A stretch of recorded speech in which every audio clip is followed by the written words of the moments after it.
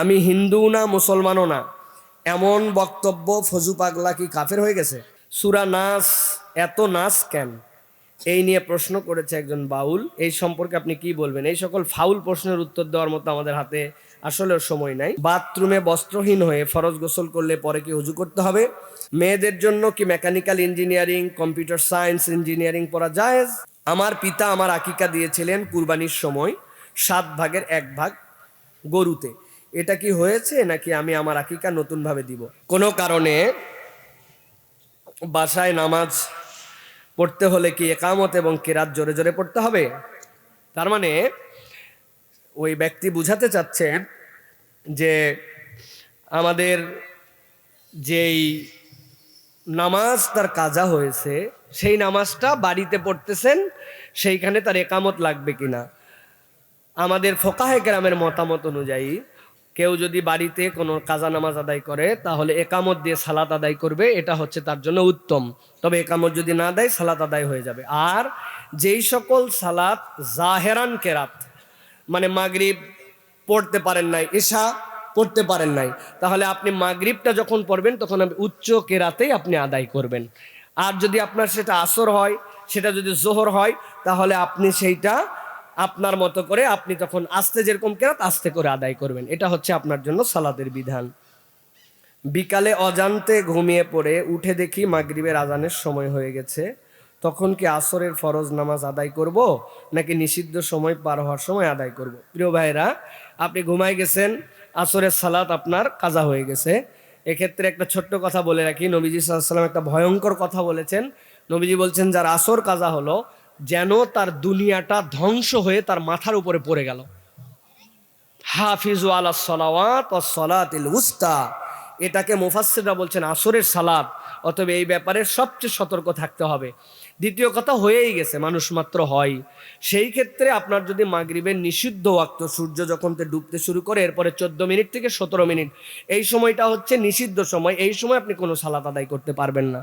আপনি এরপরে মাগরিবের ওয়াক্ত হলে মাগরিবের সালাত, তারপরে আপনি এরপরে কাজা আদায় করবেন। আর যদি এরকম হয় যে মাগরিবের আজান হয়েছে, আপনার হাতে সময় আছে ওই জামাতের আগে, তাহলে আপনি চাইলে এই সময় সালাত আদায় করতে পারবেন। যদিও এটা খুবই কনজাস্টেড সময়, সেই হিসাবে নিষিদ্ধ সময় আপনি সালাত আদায় করবেন না।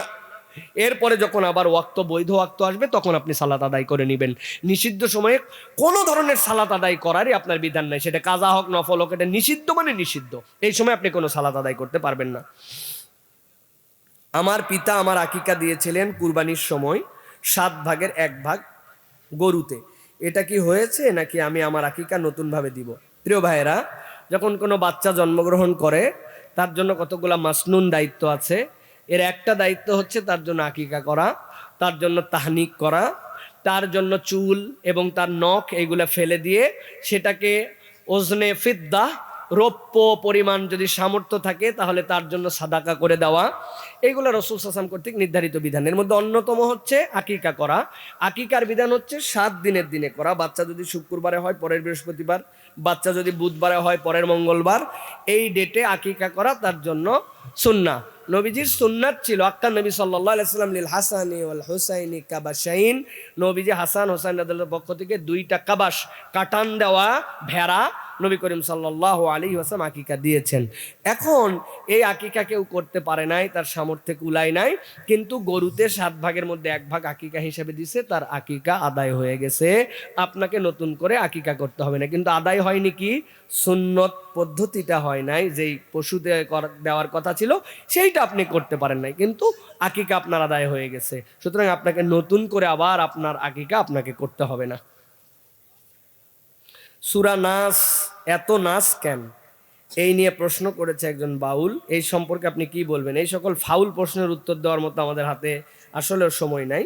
কারণ নাচ মানে হচ্ছে মানুষ, ও বেয়াদব তো না বুঝে ওই নাচকে আমাদের নাচ মিলাইছে, এত কুফরি করে ফেলছে। সুতরাং এই কুফরি যে করে তার প্রশ্নের উত্তর দেওয়ার মতো আমাদের মাহফিলে এইগুলা শোভা পায় না। মেয়েদের জন্য কি mechanical engineering, computer science, engineering পড়া জায়েজ? জি, মেয়েদের জন্য সকল ধরনের বিদ্যা অর্জন করা জায়েজ, সাথে সাথে দ্বীনি বিদ্যা অর্জন করা ফরজ। সুতরাং উনি মেকানিক্যাল ইঞ্জিনিয়ার হতে পারেন, উনি চাইলে কম্পিউটার সায়েন্সের ইঞ্জিনিয়ার হতে পারেন। বরং এইগুলা পেশা সেভ। পৃথিবীতে এমন কতগুলা জব আছে যেইগুলা ইনসাইড দ্য ওয়াল আর একটা আউটসাইড দ্য ওয়াল, দুই ধরনের কাজ। একটা আছে ফিজিক্যালি আপনাকে মুভ করতে, আর একটা আপনি ঘরের মধ্যে থেকে পর্দাপুশিদার সাথে কাজ করতে পারেন। সেই হিসাবে এইগুলো ইঞ্জিনিয়ারিং পড়া, এগুলো পড়া কোনো সমস্যা নাই, ইসলামী শরীয়ত তাদের জন্য বৈধতা দান করেছে, সুতরাং তিনি জ্ঞান অর্জন করবেন। তবে এটা জায়েজ, ফরজ কোনটা? দ্বীনের জ্ঞান অর্জন করা, যেটার দ্বারা সে দ্বীন বুঝবে, পর্দাপুশিদা বুঝবে, মাসলা মাসাইল বুঝবে, হালাল হারাম বুঝবে, হ্যাঁ, শরীয়তের বিধান জানবে, সেই জ্ঞান অর্জন করো তার জন্য ফরজ। বাথরুমে বস্ত্রহীন হয়ে ফরজ গোসল করলে পরে কি ওযু করতে হবে? প্রিয় ভাইয়েরা, প্রথম কথা হচ্ছে যে কেউ যদি ফরজ গোসল করতে চায় তাহলে তার ফরজ তরিকা আছে। ফরজ গোসল কেমনে করতে হয়?